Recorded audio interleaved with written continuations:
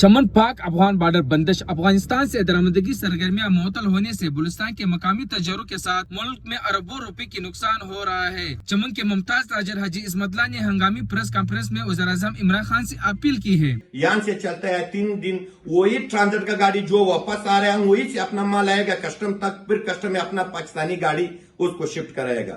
وہی گاڑی جو آج جائے کل گیا ہوا ہے وہ واپس کل آ رہا ہے یا جا رہا ہے، اسی گاڑی ٹرانزٹ کا وہاں سے لوڈ کرائے گا، یہاں پہ لائے گا، پھر اس کا ڈرائیور آٹومیٹک چینج ہوتا ہے۔ ہمارے یہاں پہ ہزاروں ڈرائیور بیکار ہے۔